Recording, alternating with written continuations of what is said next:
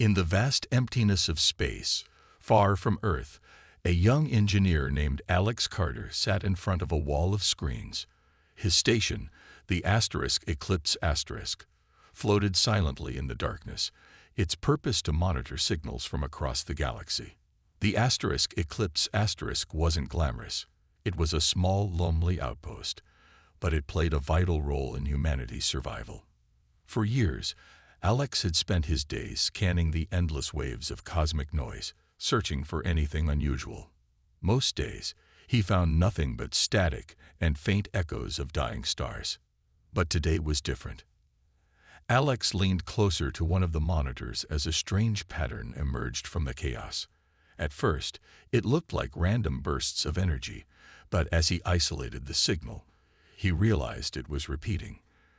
Over and over, the same sequence pulsed through the void. It wasn't natural. This was artificial. A message sent by someone, or something out there. His heart raced as he adjusted the equipment, trying to clean up the transmission. The signal was weak, distorted by distance, but after hours of work, Alex managed to decode fragments of it. The words were jumbled at first, but as he pieced them together, a single phrase became clear: "We are coming." The hairs on the back of Alex's neck stood up. He stared at the screen, reading the words again and again. Who was coming? And why? The tone of the message didn't feel friendly. It sounded like a warning, or maybe a threat. Alex knew he couldn't keep this to himself. He quickly saved the data and sent an urgent report to Commander Lisa Hart, the leader of the Eclipse Asterisk. Within minutes, she arrived in the control room, her sharp eyes scanning the monitors. Lisa was a no-nonsense woman in her late 40s, with short gray hair and a voice that demanded attention. She listened carefully as Alex explained what he found. "This could be nothing," Lisa said, though her tone suggested she didn't believe it. "Or it could be everything. We need to take this seriously."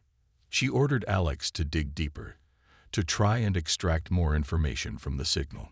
Meanwhile, she contacted Earth's High Council, the governing body responsible for humanity's safety among the stars.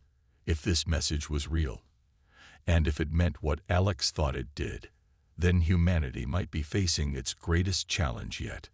As Alex worked through the night, his mind raced with possibilities.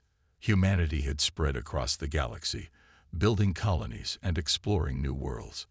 But they weren't alone out here. Everyone knew that.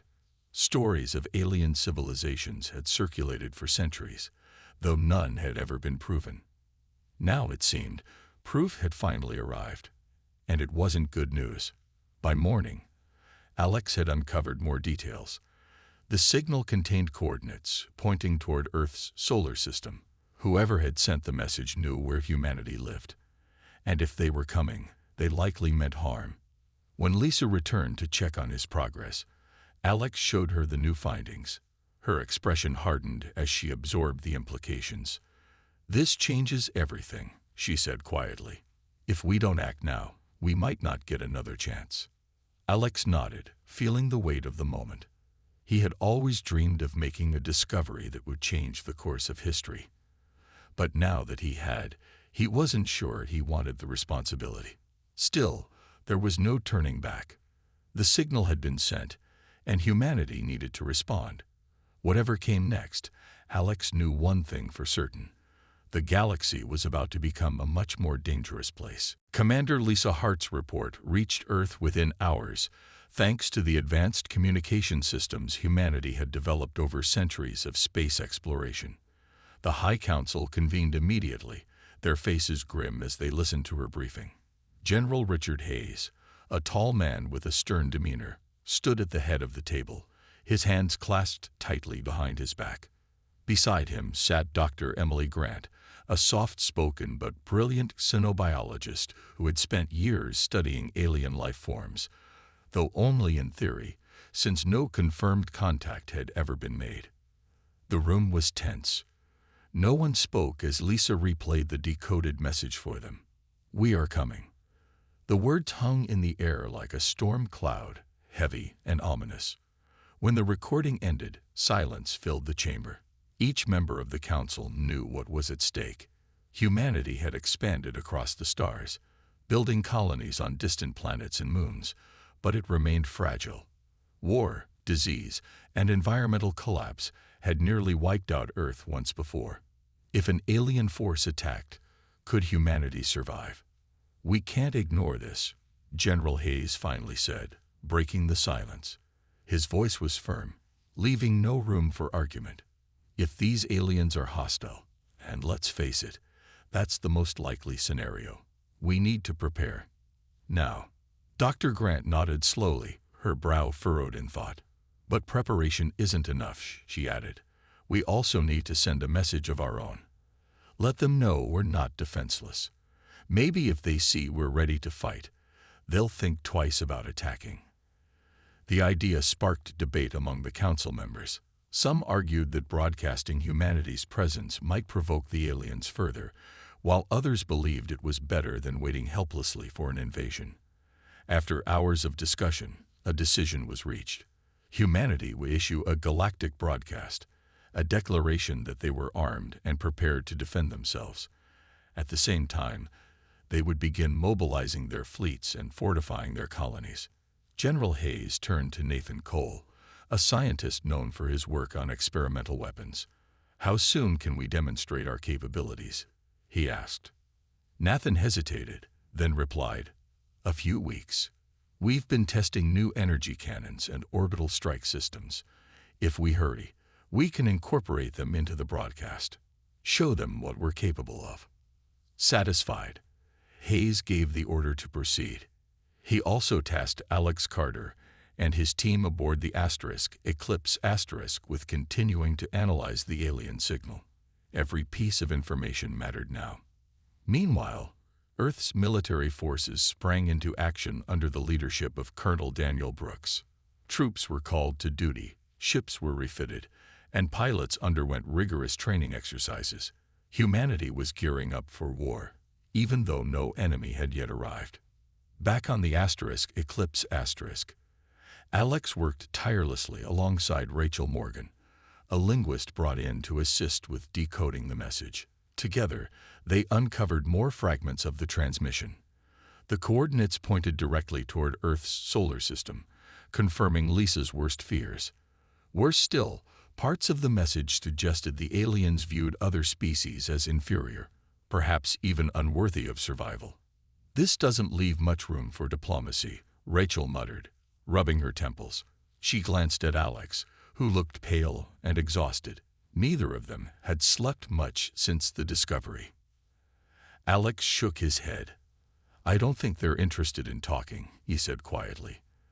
"They're coming here to take what they want, or destroy us if we get in their way." Despite the grim outlook, Alex and Rachel continued their work. They embedded the decoded data into the script for humanity's galactic broadcast, ensuring the message included not just a warning but evidence of the alien threat. As the days passed, the enormity of their task weighed heavily on everyone involved. Humanity was about to step onto a stage it had never faced before, one where mistakes could mean extinction. When the final draft of the broadcast was ready, General Hayes reviewed it carefully. It was bold, defiant, and unapologetic, a reflection of humanity's resilience. Satisfied, he gave the order to transmit it across the galaxy. For better or worse, humanity had spoken, and now all they could do was wait. Colonel Daniel Brooks stood on the bridge of Earth's Central Command Station, staring at a holographic map of the solar system. The map glowed faintly against the dim lighting of the room, showing the positions of humanity's fleets and defensive outposts. It was a sprawling network, built over decades to protect Earth and its colonies from any threat. But now, for the first time, that threat felt real and terrifyingly close. "Status report," Brooks barked, his voice cutting through the hum of activity around him. He was a no-nonsense man in his 50s, with sharp features and a reputation for being as tough as the ships he commanded. His subordinates snapped to attention, relaying updates on the mobilization efforts. "All ships are being refitted with the latest weapons," one officer reported. "The Sentinel is nearly ready for deployment." Brooks nodded. The Sentinel was humanity's pride. A massive warship equipped with experimental technology developed by Nathan Cole. Its energy cannons could vaporize smaller vessels in seconds, and its shields were designed to withstand even the most powerful attacks. If the aliens came, the Sentinel would be their first line of defense. Nearby, pilot Sarah Bennett sat in a simulator cockpit, her hands gripping the controls as she practiced evasive maneuvers. Sarah was young, barely into her 30s, but she had earned her place among the elite squadron known as the Starhawks. Her skills were unmatched, and her determination was unshakable. Still, she couldn't shake the unease creeping into her thoughts. What if the aliens were faster, stronger? What if all their preparation wasn't enough? "Focus, Bennett," her instructor called out. "You're drifting again." Sarah gritted her teeth and forced herself back into the exercise. She knew she couldn't afford distractions. Not now. Every second counted. Across the training facility, dozens of pilots like her were honing their skills, preparing for a battle they hoped would never come. But deep down, they all knew it was inevitable. Meanwhile, Nathan Cole worked tirelessly in his lab, fine-tuning the weapons destined for the fleet. His latest creation, the quantum disruptor, was still in its testing phase, but he pushed his team to accelerate production. The device was risky. It required precise calibration and carried the potential to backfire. But it might be humanity's best chance against an advanced enemy. "We need more time," one of his assistants said nervously. "We don't have it," Nathan replied sharply. "If those aliens show up tomorrow, we'll have to make do with what we've got." As the days passed, the atmosphere grew heavier. News of the alien signal spread quickly, sparking panic among civilians. Videos of protests and riots flooded the media, with people demanding answers or fleeing to underground bunkers. Governments scrambled to maintain order, issuing statements meant to reassure the public. But behind closed doors, leaders whispered about worst-case scenarios. Back aboard the Eclipse Alex Carter monitored the skies, searching for any sign of movement near the coordinates from the alien message. So far, there was nothing, just empty space. But he couldn't shake the feeling that something was out there, watching, waiting. Rachel Morgan noticed his tension and tried to lighten the mood. "You're going to burn yourself out if you keep this up," she said gently. "Get some rest. I'll take over for a while." Alex hesitated, then nodded reluctantly. He knew she was right. Exhaustion wouldn't help anyone. As he stepped away from the monitors, he glanced out the viewport at the endless expanse of stars. For so long, humanity had looked to the cosmos with wonder and hope. Now it seemed the universe had turned its gaze back, and it wasn't smiling. Despite the fear rippling through society, there was also resolve.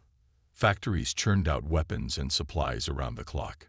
Soldiers drilled endlessly, their movements sharp and precise. Pilots memorized every detail of alien ship designs reconstructed from the signal fragments.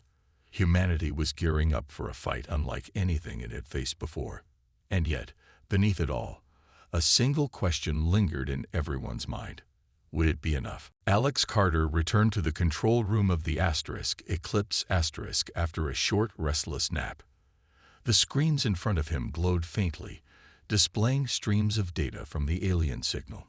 He felt a pang of guilt for stepping away, even briefly, but Rachel had assured him she could handle things. Now, as he settled back into his seat, he noticed something new on one of the monitors. Rachel stood nearby, her eyes wide with excitement. "I think I found something," she said, pointing to a section of the decoded message. "It's fragmented, but it's clear enough." Alex leaned closer, scanning the text. It was chilling. The aliens didn't just mention their arrival. They described humanity as weak and unworthy. Words like inferior and obsolete appeared repeatedly. There was no mistaking the tone. This wasn't a diplomatic overture or an invitation to negotiate. It was a declaration of superiority, a warning that they viewed humans as little more than obstacles to be removed. "Do you think they've done this before?" Alex asked, his voice barely above a whisper. "Attacked other civilizations." Rachel hesitated, then nodded. "It's possible. If they see themselves as superior, they might have wiped out anyone who stood in their way. We need to warn Earth." Without wasting another moment, Alex sent the updated findings to Commander Lisa Hart. Within minutes, she responded, ordering them to embed the new information into humanity's galactic broadcast. The message needed to show not only that humanity was ready to fight, but also that they understood the stakes. While Alex and Rachel worked on refining the broadcast script, Nathan Cole continued testing the quantum disruptor. The device was risky, but its potential was undeniable. If deployed correctly, it could disable enemy shields and weapons, giving humanity a fighting chance. Nathan's team ran simulation after simulation, tweaking the settings to minimize the risk of failure. Despite their efforts, doubts lingered. What if the disruptor malfunctioned during battle? What if the aliens had countermeasures? On Earth, General Richard Hayes reviewed the final draft of the broadcast. The message was bold and defiant, designed to send a clear warning. Humanity would not go quietly. Alongside the words, Nathan's team had included footage of Earth's orbital cannons firing, energy beams slicing through targets with devastating precision. The demonstration was meant to leave no doubt about humanity's capabilities. "This is it," Hayes said to Dr. Emily Grant, who stood beside him. "Once we send this, there's no turning back." Emily nodded, though her expression was troubled. "We're gambling everything on the hope that they'll listen. But what if they don't care? What if they see our defiance as a challenge?" Hayes didn't answer. He knew the risks, but doing nothing was not an option. With a deep breath, he gave the order to transmit the message. Across the galaxy, powerful transmitters began broadcasting humanity's declaration. The signal radiated outward, carried by waves of energy that stretched across light years. In space stations and colonies, people gathered around screens to watch. Pilots paused their training exercises, soldiers stopped drilling, and civilians huddled together in fear and anticipation. The message opened with General Hayes speaking directly to the unknown invaders. "To any who would threaten us, we are not afraid. We have faced wars, famine, and extinction events. We are united, we are strong, and we will defend our home." The words were firm, almost defiant, backed by visuals of Earth's advanced weaponry. When the broadcast ended, silence fell across the solar system. Everyone waited, holding their breath. Back aboard the Eclipse Asterisk, Alex stared at the stars outside the viewport. The message was out there now, traveling faster than light. He wondered if the aliens would hear it, or if they already knew humanity's location. Either way, the die was cast. Humanity had spoken, loud and clear. Now, all they could do was wait for a response. But waiting was the hardest part. Weeks passed after humanity's galactic broadcast, and the silence from the stars was deafening. On Earth and across the colonies, people held their breath, waiting for some sign of a response. The initial surge of defiance had faded, replaced by an uneasy tension. Factories continued producing weapons, soldiers kept training, and pilots like Sarah Bennett spent hours in simulators, but the absence of any alien activity left everyone on edge. Was the message enough to deter them, or were they simply biding their time? Alex Carter sat in the control room of the Eclipse Asterisk, his eyes glued to the monitors.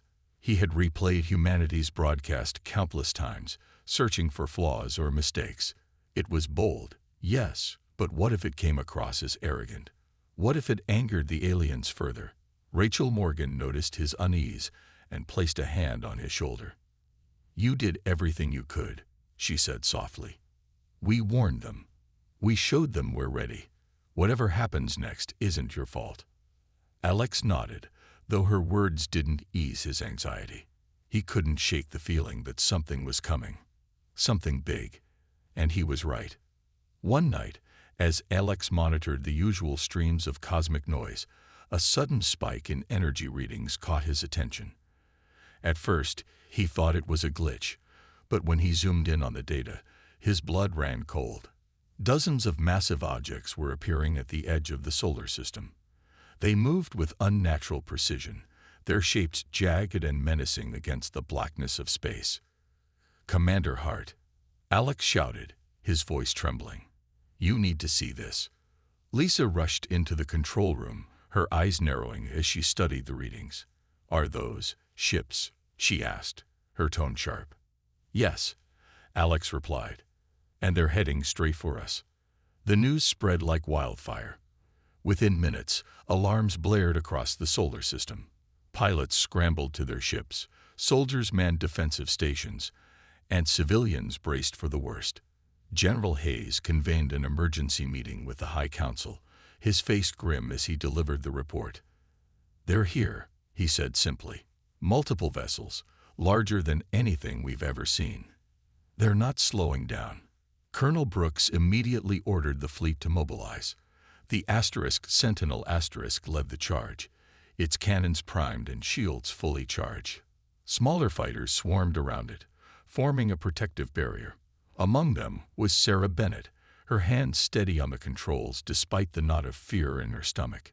She glanced at her squadron mates through the cockpit window, exchanging silent nods. They were ready. As the alien fleet approached, humanity's forces positioned themselves near Mars, using its moons as cover. The plan was simple: hold the line long enough to buy time for reinforcements. But no one knew how powerful the aliens truly were, or what kind of weapons they carried. When the first shots were fired, chaos erupted. The alien ships unleashed beams of energy that tore through human defenses with terrifying speed. Fighters exploded in bursts of light, and the Sentinel rocked violently as it absorbed hit after hit. Sarah dodged blasts with practiced skill, her heart pounding as she realized just how outmatched they were. "They're too fast," one pilot yelled over the comms. "We can't keep up." Sarah gritted her teeth, refusing to give in to panic. "Stay focused," she shouted back. "Stick to the plan." Despite the odds, humanity fought back. The Sentinel fired its energy cannons, obliterating several smaller alien ships. Fighters darted between the enemy vessels, striking where they could and retreating before they were targeted. It was a desperate struggle, but it wasn't over yet. In the heat of battle, Alex watched from the Eclipse, his knuckles white as he gripped the edge of his console. Humanity's survival depended on this fight, and he couldn't help but wonder if they had made a terrible mistake. The battle near Mars raged on, a chaotic storm of light and destruction.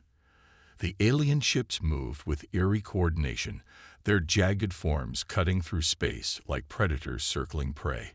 Humanity's forces fought valiantly, but it was clear they were outmatched. The Sentinel took hit after hit, its shields flickering dangerously close to failure. Smaller fighters darted around the larger vessels, trying to draw fire and create openings for counterattacks, but the aliens' weapons were relentless. Colonel Daniel Brooks barked orders from Earth's Central Command, his voice strained as he watched the battle unfold on the holographic display. "Hold the line," he shouted. "We can't let them push past Mars." But holding the line was easier said than done. Sarah Bennett's squadron was down to half its original numbers, their ships reduced to floating debris scattered across the battlefield. Sarah herself had narrowly avoided being vaporized more than once, her fighter covered in scorch marks from near misses. Her hands gripped the controls tightly, sweat dripping down her face as she weaved through enemy fire. "They're targeting the Sentinel." One of her teammates yelled over the comms. "If it goes down, we're finished." Sarah glanced at the massive warship, its hull glowing red from repeated impacts. She knew her teammate was right. If the Sentinel fell, humanity's fleet would collapse. Without hesitation, she made a split-second decision. "Starhawks, form up on me," she commanded. "We're going in." Her squadron followed without question, their trust in her unwavering.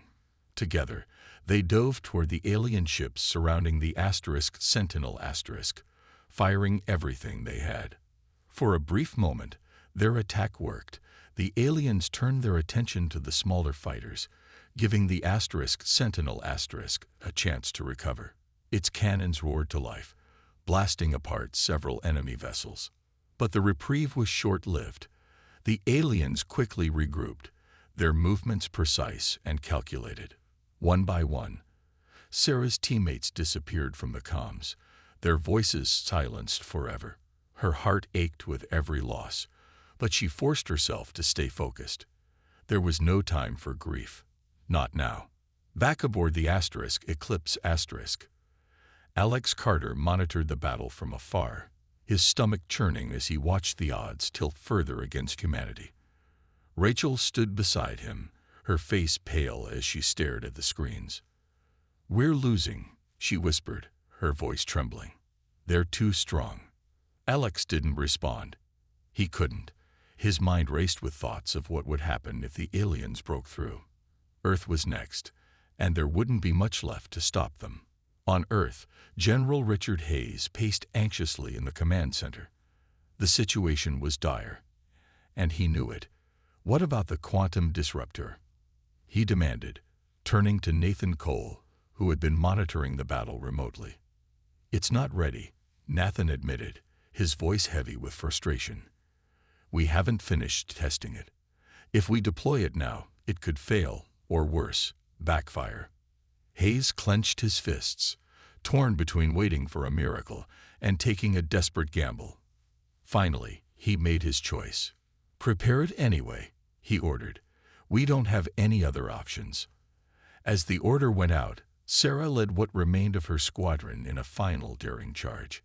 They flew straight into the heart of the alien fleet, drawing fire away from the Sentinel. Explosions lit up the darkness as ships on both sides were destroyed. Sarah's fighter shook violently from the impact of a nearby blast, warning lights flashing across her dashboard. "This is it," she muttered under her breath. She didn't expect to survive, but she refused to go down without a fight. With one last surge of determination, she locked onto an alien ship and fired everything she had left. For a moment, it seemed like her sacrifice might pay off. The alien vessel exploded in a brilliant flash, creating chaos among the enemy ranks. But then another blast struck her fighter, sending it spinning out of control. As consciousness slipped away, Sarah whispered a final message into her recorder. For Earth. Farther back, the Sentinel finally managed to stabilize its shields. Its crew prepared to launch the untested quantum disruptor, knowing it might be humanity's only hope. The battle wasn't over yet, but every second counted. The Sentinel trembled as its crew prepared to deploy the quantum disruptor, a weapon that had never been tested in real combat. Nathan Cole's voice crackled over the comms, guiding the ship's engineers through the final steps. "Stabilize the core," he instructed, his tone urgent but steady. If the energy level spiked too high, it could tear the ship apart. On the bridge, Captain Laura Myers clenched her jaw, staring at the holographic display showing the alien fleet. The disruptor was their last chance, and everyone aboard knew it. If it failed, the Sentinel and likely humanity itself, would be doomed. "Ready to launch," one of the engineers called out, his hands hovering over the controls. Laura nodded sharply. "Fire when ready." The disruptor activated with a low hum, building power as it prepared to release its payload. Outside the ship, a glowing orb of energy emerged, pulsing with an otherworldly light. For a moment, nothing happened. Then, with a deafening roar, the orb shot forward, hurtling toward the heart of the alien fleet. The aliens seemed to sense the danger.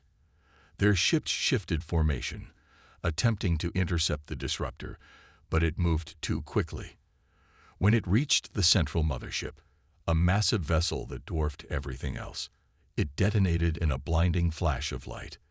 The explosion rippled outward, disabling dozens of enemy ships in an instant.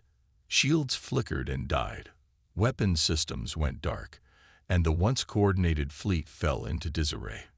Direct hit. Someone shouted on the bridge, breaking the tense silence. Cheers erupted among the crew, but Laura silenced them with a raised hand. "We're not done yet," she said firmly. "Take out the rest, while they're vulnerable." The Sentinel wasted no time, unleashing its cannons on the crippled alien ships. Fighters swarmed around the larger vessels, picking off stragglers and finishing what the disruptor had started. Across the solar system, humanity's forces rallied, pressing their advantage against the stunned invaders. But the victory came at a cost. Sarah Bennett's sacrifice had inspired others to fight harder, but her name joined a growing list of losses.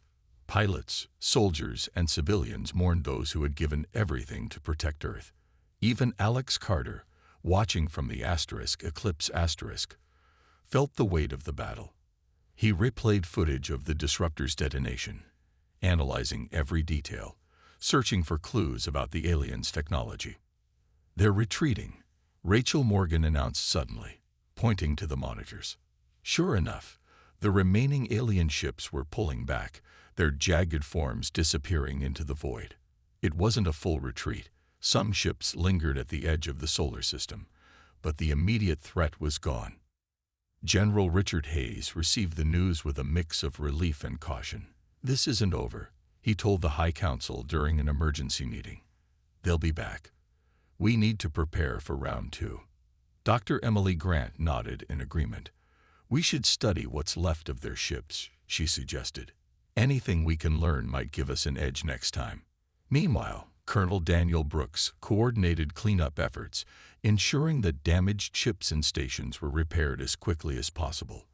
The mood among survivors was somber but resolute.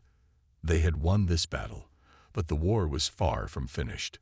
As Alex continued sifting through data, he couldn't help but think about Sarah and the others who had fallen. Their bravery had bought humanity a second chance, but it was up to the living to make sure that chance wasn't wasted. Staring at the stars outside the viewport, Alex whispered a quiet vow. "We'll be ready." In the days following the battle, humanity began the long process of rebuilding. The scars of war were everywhere. Damaged ships drifted in orbit. Colonies on Mars and its moons required extensive repairs, and countless families mourned loved ones who would never return. Among them was Sarah Bennett's family, who received her final recorded message with tears streaming down their faces. Her words, "For Earth," became a rallying cry for a shaken but determined people. On the Sentinel Captain Laura Myers oversaw recovery operations. Her crew worked tirelessly to repair the ship's battered hull and replenish its depleted resources. Despite the exhaustion etched on every face, there was a sense of pride. They had faced an enemy far more advanced and survived. But survival wasn't enough. Not if the aliens returned stronger next time. General Richard Hayes convened another meeting with the High Council, this time focused on preparing for the future. "We got lucky," he admitted, his voice heavy with the weight of responsibility. "The disruptor worked, but we can't rely on luck again. We need better weapons, stronger defenses, and a deeper understanding of our enemy." Dr. Emily Grant stepped forward, holding up a fragment of alien technology recovered from the battlefield. "This is our starting point," she said. "Their ships are unlike anything we've seen before. If we can reverse engineer their tech, we might be able to level the playing field." Nathan Cole nodded in agreement. His team had already begun analyzing the disruptor's effects, hoping to refine it for future use. "One shot isn't enough," he said. "We need to mass-produce these devices, and fast." While scientists worked on deciphering alien technology, Colonel Daniel Brooks focused on training new recruits. The loss of so many pilots meant that humanity's ranks were dangerously thin. He pushed the remaining Starhawks harder than ever, drilling them until they could execute maneuvers in their sleep. Each session ended with a reminder. "The aliens will come back. Be ready." Back aboard the Eclipse, Alex Carter and Rachel Morgan continued studying the remnants of the alien fleet. Using data collected during the battle, they pieced together fragments of the invaders' communication signals. What they found sent chills down their spines. The aliens hadn't just been targeting Earth, they had mentioned other worlds, other civilizations, in their transmissions. It seemed humanity wasn't their only target. "They're conquerors," Rachel murmured, shaking her head. "They don't care about diplomacy or coexistence. They see themselves as superior, and anyone who stands in their way gets destroyed." Alex clenched his fists, anger bubbling beneath his calm exterior. "Then we'll make sure they regret picking us as their enemy." As weeks turned into months, humanity transformed. Factories churned out new ships armed with upgraded weapons, including prototypes based on Nathan's disruptor designs. Defensive networks around Earth and its colonies grew stronger, with orbital cannons and shield generators positioned strategically to repel future attacks. Civilians, once gripped by fear, rallied behind the war effort, volunteering for everything from engineering projects to medical support. But even as progress was made, the shadow of loss loomed large. Memorials were built to honor those who had fallen, their names etched into stone or projected onto screens in space stations. Sarah's name appeared prominently among them, her sacrifice immortalized as an example of courage and selflessness. One evening, Alex stood on the observation deck of the Eclipse asterisk, staring at the stars. Rachel joined him, carrying 2 cups of coffee. She handed one to him without a word, knowing he needed the quiet companionship. "We've come a long way," she said finally, breaking the silence. "But I can't shake the feeling that we're running out of time." Alex took a sip of his coffee, his gaze fixed on the distant horizon. "Maybe we are," he replied softly. "But we've proven something, that we can fight back, that we won't give up without a fight." Rachel smiled faintly. "Then let's hope that's enough." For now, the galaxy was quiet, but everyone knew the calm wouldn't last forever. Somewhere out there, beyond the edge of the solar system, the aliens were regrouping. And when they returned, humanity would be waiting. Months passed, and humanity's efforts to prepare for the aliens' return reached a fever pitch. Factories operated around the clock, producing new ships, weapons, and defensive systems. The Sentinel had been fully repaired and upgraded, its hull gleaming with fresh armor plating and its cannons now capable of firing faster and farther than ever before. Across the solar system, orbital stations bristled with energy shields and missile launchers, ready to repel any attack. Nathan Cole's team worked tirelessly to refine the quantum disruptor, improving its stability and increasing its range. Dozens of smaller versions were created, designed to be mounted on fighters and cruisers. Pilots like those in Sarah Bennett's old squadron trained extensively with these new tools, learning how to deploy them effectively in battle. Every simulation was harder than the last, pushing the pilots to their limits. General Richard Hayes kept a close eye on everything, ensuring that no detail was overlooked. He knew the aliens wouldn't make the same mistakes twice. Their next assault would likely be more coordinated, more devastating. Humanity couldn't afford to falter. On the Eclipse asterisk, Alex Carter and Rachel Morgan continued analyzing alien technology recovered from the first battle. They uncovered fragments of data that hinted at the invaders' origins, a distant star system far beyond human reach. More disturbingly, they found evidence suggesting the aliens had wiped out other civilizations before turning their attention to Earth. "They're systematic," Rachel said one night as she pored over the data. "They don't just attack, they plan. They study their targets, exploit weaknesses, and strike when they're most vulnerable." Alex nodded grimly. "Then we need to do the same. We can't wait for them to come to us. We have to take the fight to them." The idea wasn't new, but it gained traction as the High Council debated their options. Some argued that launching an offensive mission into deep space was too risky, especially since humanity still didn't know the full extent of the aliens' power. Others believed it was the only way to protect Earth in the long term. General Hayes sided with the latter group. If we stay here and wait, we're sitting ducks, he told the council. We need to find their homeworld, gather intelligence, and hit them where it hurts. It's the only way to stop them permanently. After much deliberation, the council approved a daring plan. A small fleet of stealth ships would venture into uncharted space, following the coordinates extracted from the alien transmissions.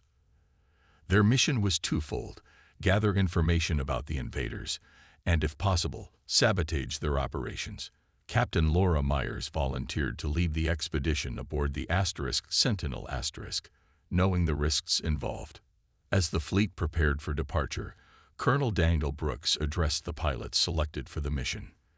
"This isn't just about survival anymore," he said, his voice steady but firm. "It's about making sure no one else suffers what we've been through. You'll face dangers none of us can predict. But remember, you carry the hopes of all humanity with you." Among the chosen pilots was a young woman named Megan Carter, Alex's younger sister. She had joined the Star Hawks after Sarah's death, determined to honor her memory. When Alex learned of her assignment, he confronted her privately.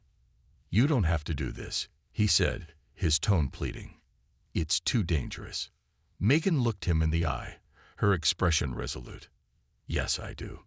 Someone has to stand up to them. If not me, then who?" Before Alex could argue further, the call came for the fleet to launch. As the ships powered up and moved toward the edge of the solar system, millions watched from Earth and its colonies, holding their breath. For better or worse, humanity was taking the fight to the enemy. Farther out, near the boundary of known space, the remaining alien ships lingered silently. They hadn't attacked again, but their presence was a constant reminder of the threat looming over humanity. Whether they knew about the expedition remained unclear, but one thing was certain: the coming confrontation would decide the fate of both species. As the fleet disappeared into the void, Alex whispered a silent prayer. Whatever happened next, humanity had taken its first step toward securing its future. The expedition fleet, led by the Sentinel *, ventured deep into uncharted space, their journey marked by tension and uncertainty. Each day brought them closer to the alien coordinates, but it also carried the risk of discovery. Captain Laura Myers kept her crew on high alert, knowing that even a single mistake could doom the mission, and possibly Earth itself. As they approached the alien star system, sensors picked up signs of activity. Massive structures orbited a dying sun, their jagged designs matching those of the alien ships humanity had faced before. The sight sent a chill through the fleet. This was no ordinary outpost. It was a fortress, bristling with weapons and swarming with enemy vessels. "We need to be careful," Laura said during a briefing aboard the Sentinel *. "If they detect us, we're finished." Megan Carter listened intently, her hands gripping the edge of the table. She had trained for this moment, but nothing could fully prepare her for the reality of facing the invaders' stronghold. Still, she refused to let fear take hold. Her brother's voice echoed in her mind. Someone has to stand up to them. Using stealth technology developed after the first battle, the fleet managed to slip past the outer defenses undetected. They deployed drones to gather intelligence, capturing footage of the aliens' operations. What they saw was chilling. Assembly lines producing warships, laboratories experimenting on captured species, and vast storage facilities filled with resources stripped from conquered worlds. "They're building an empire," Rachel Morgan whispered as she reviewed the data back on the Eclipse *. Alex stood beside her, his jaw clenched tightly. "And we're just one piece of it." The fleet's next move was risky but necessary. Under cover of darkness, or rather the endless blackness of space, they planted sabotage charges on key structures within the alien base. The goal wasn't to destroy everything outright. It was to cripple their ability to launch another assault while buying humanity more time. But things didn't go entirely according to plan. As the charges detonated, alarms blared across the alien system. Enemy ships scrambled to intercept, forcing the fleet into a desperate retreat. Megan's fighter darted between pursuing vessels, her heart pounding as she fired disruptor blasts to clear a path for the asterisk Sentinel asterisk. "Hold together," Laura shouted over the comms, her voice steady despite the chaos. The asterisk Sentinel asterisk took heavy fire, but managed to activate its quantum shield, deflecting enough damage to stay airborne. One by one, the human ships broke free, racing toward the edge of the system. Back on Earth, General Hayes monitored the operation anxiously. When confirmation came that the fleet had escaped, he allowed himself a brief moment of relief. But only a moment. The sabotage had succeeded, but it wouldn't stop the aliens forever. Humanity still needed better weapons, stronger alliances, and a long-term strategy to survive. In the aftermath, the High Council declared a new era for humanity, one of unity, vigilance, and resilience. Memorials were built not just for those who had fallen, but also for those who continued fighting. Sarah Bennett's name became synonymous with bravery, inspiring future generations to stand firm against any threat. Alex returned to his work aboard the asterisk Eclipse asterisk, determined to uncover every secret the aliens held. Megan joined him occasionally, sharing stories of the mission and vowing to keep pushing forward. Together, they represented humanity's spirit, broken at times, but never defeated. As the stars shone brightly outside the viewport, Alex whispered a quiet promise to himself. "We've faced the worst the galaxy can throw at us, and we're still here. Whatever comes next, we'll be ready." For now, humanity had won a fragile peace, but everyone knew the fight was far from over.